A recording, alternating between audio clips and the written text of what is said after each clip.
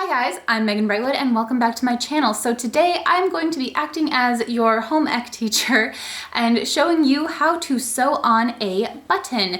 And so this is Evie's Dagmar's dress. It was featured in my favorite knitting patterns for kids, and I had not actually sewn the button on in that video. I decided to wait and show you guys how I do it.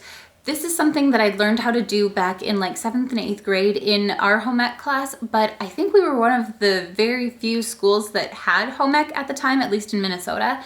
And we were very fortunate in that we had home ec and industrial tech. So yeah, I know how to use power tools. I know how to do cooking, sewing, you know, all that fun stuff. But anyway, I thought that maybe it'd be kind of fun to share with you guys how I do this.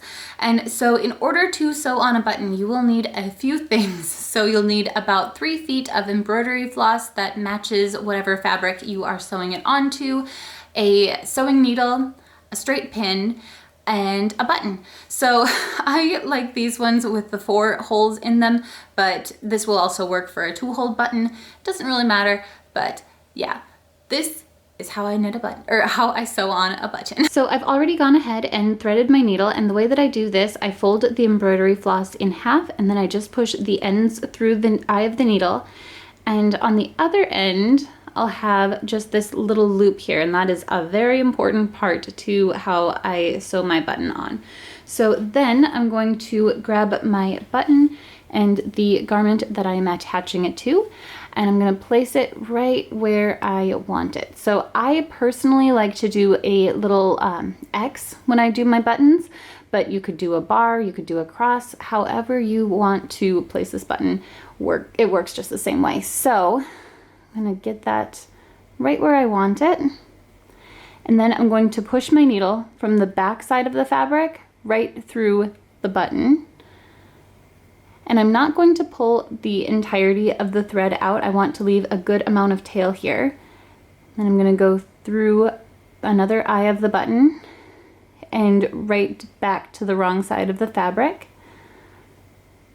And then, if you remember that little loop from earlier, I'm going to put my needle right through that loop to kind of fasten it in place. Now, before I keep threading through these button eyes, I'm going to go ahead and take my straight pin and slip it right under that thread we just used. So, something like that. And this creates a little bit more space between the button and the other side of the fabric, which will be important later. So we're going to go ahead and go from the back side of the fabric through that eye and back down. And we're going to repeat this process 2 more times. So it's 3 little passes across the needle on each side.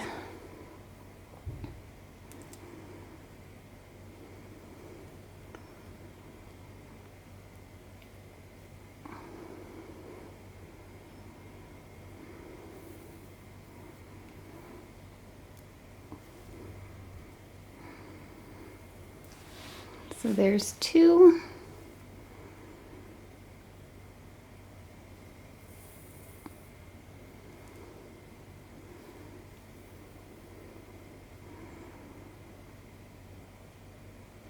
It's kind of hard to do this on camera. I hope it's coming across all right.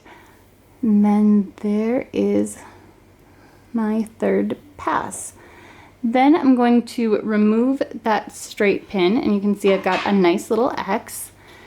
And then I'm going to come from the back side of my fabric right along this button, but I'm going to stay on the back side of it. I'm going to create what's called the shank, and this kind of creates a little bit of a tube between the fabric and the button. This allows it to wiggle a little bit.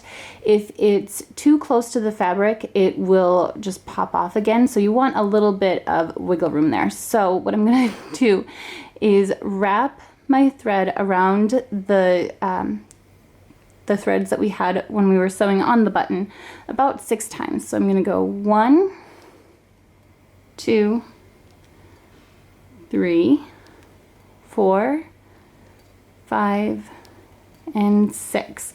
Now I'm gonna go right back to the other side of my fabric and fasten everything off. So I like to keep things as invisible as possible. So if I were not working with a knit here, I would just go under the embroidery floss. But since I don't have to worry about that quite as much, I'm just gonna go through that yarn and then pull up just a bit so that I have a loop here.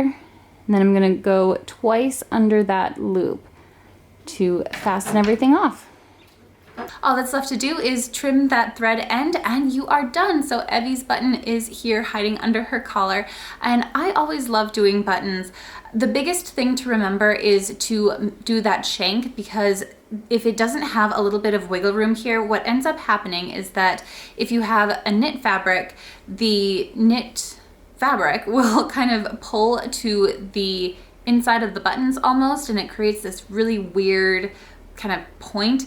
So you don't want to do that. And if you're doing something like just on a flat fabric, then the button will pop off. So the shank is a very important piece to remember, but otherwise buttons are pretty easy. So yeah, I hope you guys have enjoyed this little video, and if you'd like to see more kind of home eccy sort of videos, certainly let me know. Hit the thumbs up button, subscribe if you feel like it. If you really want to go the distance, you can hit that notification bell. But I think that that's going to do it for today's video. I hope you guys are having an amazing day, and I will see you in my next one. Bye!